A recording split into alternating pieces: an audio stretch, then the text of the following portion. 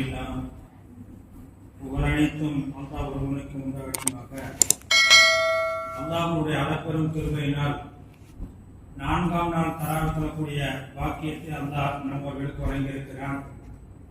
இந்த தொழுகைக்கு என்ன நன்மை என்று சொன்னால், தௌராத் ஓதிய, ஜபூர் வேதம் ஓதிய, இன்ஜீல் வேதம் ஓதிய, குர்ஆன் ஓதிய நன்மைகளை இந்த இரவில் தொழுத அத்தனை பேர்களுக்கும் இறைவன் வழங்குகிறான் என்று சொல்கின்றார்கள்.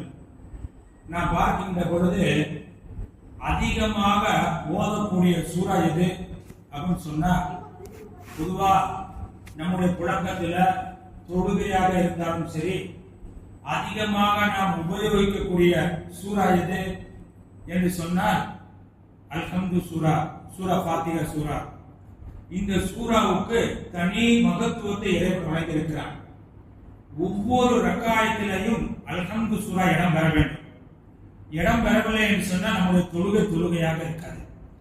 ஆனால் பார்த்தீர்கள் என்று சொன்னால், மற்ற தொழுகைகளிலே குழுவல்லாத சூரா இடம் பெறலாம், பெறாமல் இருக்கலாம். ஆனால் அல்ஹம்து சூரா, ஃபாத்திஹா சூரா ஒவ்வொரு ரக்காயத்திலே இடம் பெற வேண்டும். அப்பொழுதுதான் நம்முடைய தொழுகை பரிபூர்ணத்துவம் பெறும். அப்படிப்பட்ட ஒரு சிறப்பு வாய்ந்தது மட்டுமல்ல, இந்த ஃபாத்திஹாவை பற்றி அல்லாஹ் வேறொரு இடத்திலே சொல்லி காட்டுகிறார்.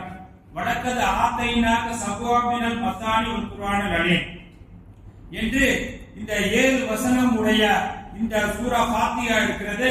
இது சிறந்தது என்பதை அல்லாஹ் தஆலா சொல்லி காட்டுவது மட்டுமல்ல, இந்த சூராவை பற்றி சொல்லுகின்ற பொழுது ஃபாத்திஹத்துல் கிதாபி ஷிஃபாவுன் மின் குல்லி தாயின், ஒவ்வொரு நோய்க்கும் மருந்து இந்த சூரா ஃபாத்திஹாவில் இருக்கிறது. ஸல்லல்லாஹு அலைஹி வஸல்லம் சொல்லியிருக்கிறார்.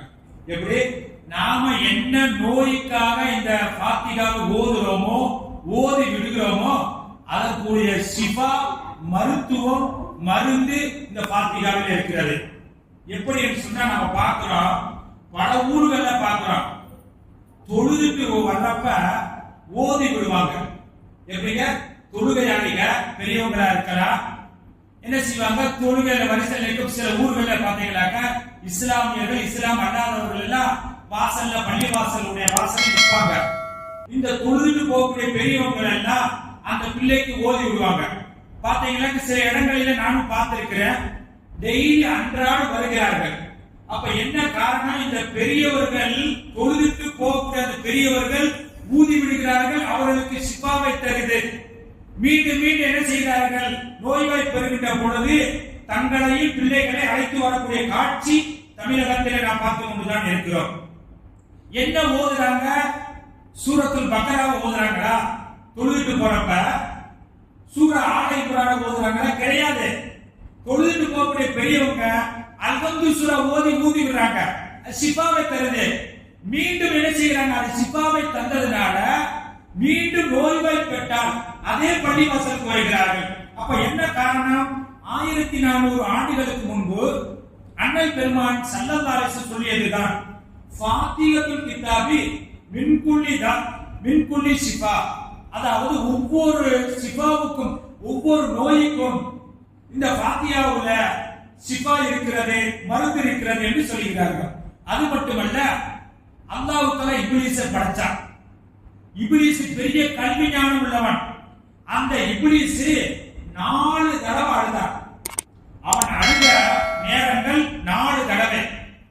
எந்தெந்த என்று பார்க்கின்ற பொழுது ஹீன லஅனத், அல்லாஹ் தஆலா இப்லீஸை லஅனத் செஞ்சானே, மலக்குமார்களை எல்லாம் என்ன ஆதம் அலைஹிஸ்ஸலாத்து வஸலாம் அவர்களுக்கு சிரமப்படிய சொன்னான்.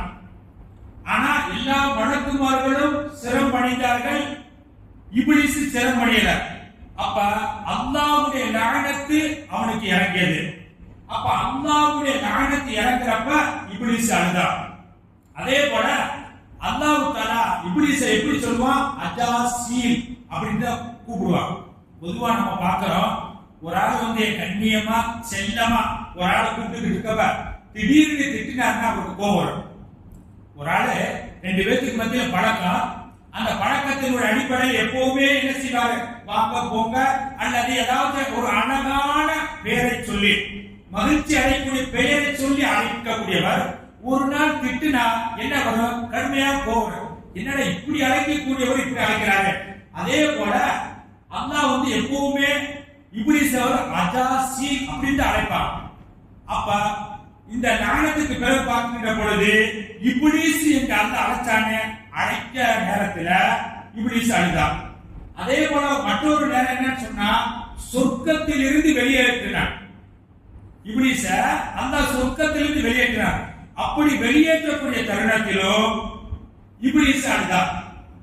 இதே போல நாம் பார்க்கின்ற பொழுது நபிகள் நாயகம் ஸல்லல்லாஹு அலைஹி வஸல்லம் அவர்கள் பிறந்த பொழுது இப்லீஸ் அழுதான்.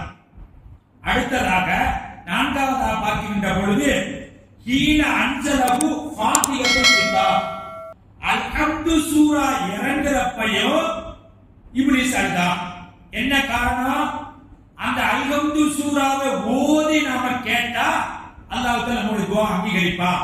அது என்ன சொல்லப்பட்டிருக்கு? இஹ்தின ஸிராத்தல் முஸ்தகீம், எங்களுக்கு நேரான வழியை காட்டுவாயாக.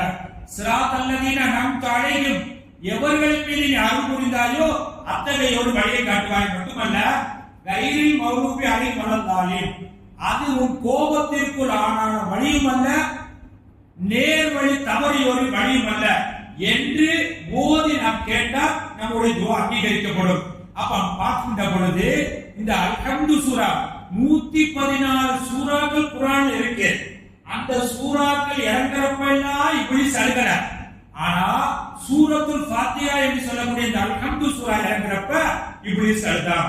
அப்ப நமக்கு என்ன தெரிகிறது என்று சொன்னால் இந்த ஃபாத்திஹா சூராவுக்கு மற்ற சூறாக்களுக்கெல்லாம் இல்லாத தனி சிறப்பு மகத்துவம் மட்டுமல்ல, மற்ற சூறாக்களுக்கு இல்லாத ஒரு சிஃபாவை, ஒரு மருந்தை, ஒரு மகத்துவத்தை அல்லாஹ் தஆலா இந்த ஃபாத்திஹாவில் வைத்திருக்கிறார். அந்த ஃபாத்திஹாவை அன்றாடம் நாம் ஓதக்கூடிய, அதனுடைய சிறப்புகளை அறிந்து புரிந்து நடக்கக்கூடிய நற்பாக்கியத்தை அல்லாஹ் உங்களுக்கும் எனக்கும் வழங்கிடுவானாக.